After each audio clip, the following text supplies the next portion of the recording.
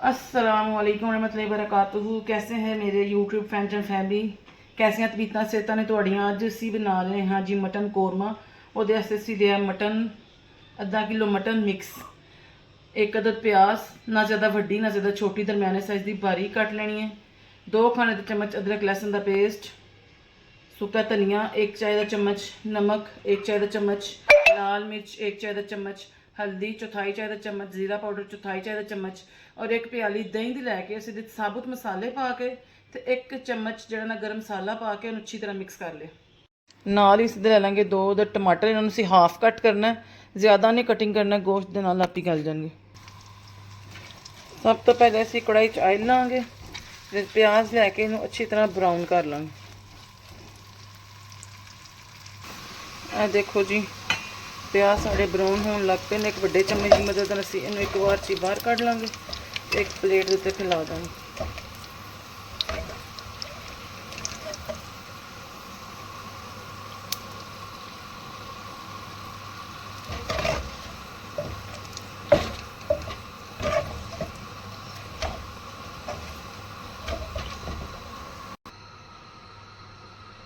चलो जी प्याज असीं निकाल लेने। हुण असीं इहदे च पावांगे अदरक लहसुन का पेस्ट,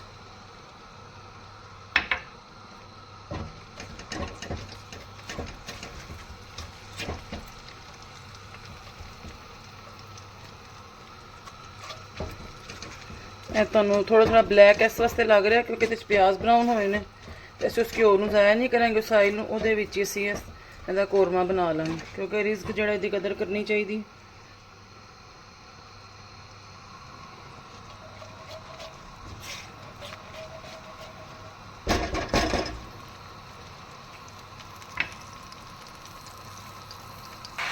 हाँ जी अदरक लहसुन पेस्ट थोड़ा सा भुनन तो बाद असीं मटन के अंदर पा देंगे, अच्छा जिहा मिक्स देंगे।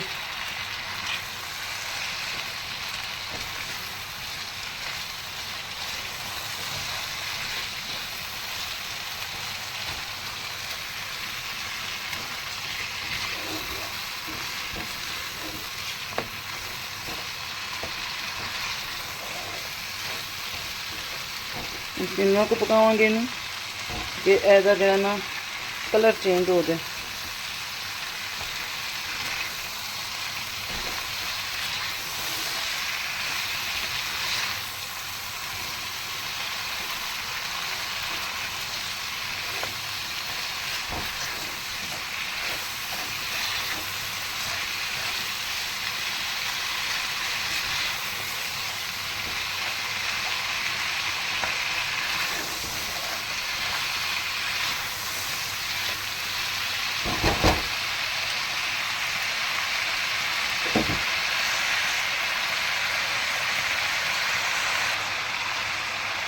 हम अच्छी अंदर पाएंगे नमक, लाल मिर्च, हल्दी, जीरा पाउडर, सुक्का धनिया और दही जिहदे च असीं साबुत मसाले पाए सन, और थोड़ा जिन्ना गर्म मसाला पा के मिक्स किया सी, और इन्हूं अच्छा जिहा मिक्स देंगे।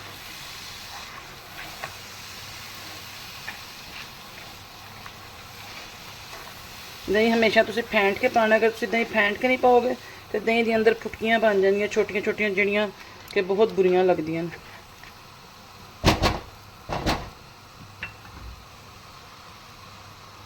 हुण असीं अपने टमाटर लाँगे तो टमाटर के उत्ते इंज करके रख देंगे ताकि गल जान, जो गल जाएंगे तो असीं इहदे उप्परों छिलके उतार लेंगे। हुण असीं इहदे उत्ते ढक्कन दे के इहनूं 15 तो 20 मिनट वास्ते छोड़ देंगे हल्की आंच ते।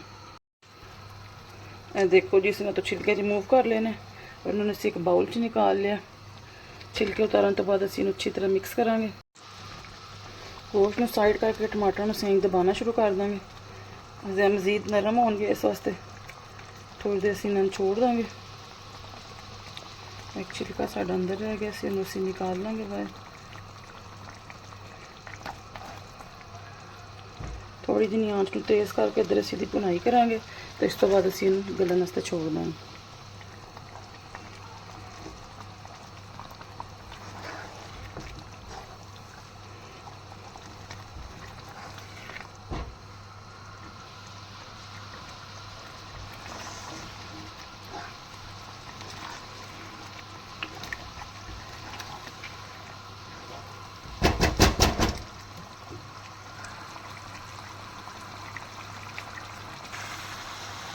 ਇਹ ਦੇਖੋ ਜੀ ਅਸੀਂ ਭੁੰਨਾਂਗੇ ਹਲਕਾ ਹਲਕਾ। ਇਹਨੇ ਆਇਲ ਛੋੜਨਾ ਸ਼ੁਰੂ ਕਰ ਦਿੱਤਾ।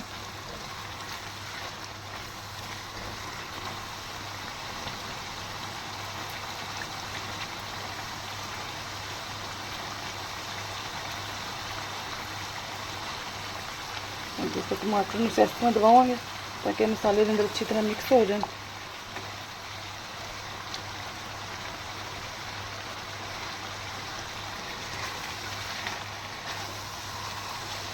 हल्की जी जी इसकी भुनाई करनी सी हो गई है। देखो इन्हें साइडों से तेल छोड़ना शुरू कर दिता। हम अस इधर अंदर पा देंगे 2 कप पानी और इस 40 तो 45 मिनट वास्ते छोड़ देंगे हल्की आंच से जब तक गोश्त गल जाए। देखो जी साडा बिल्कुल हुण तैयार है कौरमा, मटन कौरमा। असीं इहदे उत्ते गरम मसाला पावांगे ते थोड़ी देर ढक के रख देंगे, फिर तुहानूं बाद चों डिश आउट करके दिखावांगे। ਇਹ देखो जी साडे कौरमे की फाइनल लुक है। कौरमा बिल्कुल रेडी है। इहनूं असीं गरमा गरम नान रायते नाल सर्व करांगे। अगर तुहानूं साडी रेसिपी पसंद आई साडे चैनल नूं सबसक्राइब करो, लाइक करो, शेयर करो और अपनी दुआवां च याद रखो। अस्सलाम वालेकुम रहमतुल्लाहि वबरकातुहू। बहुत खूबसूरत सी असीं थोड़ी शॉपिंग करन आ गए।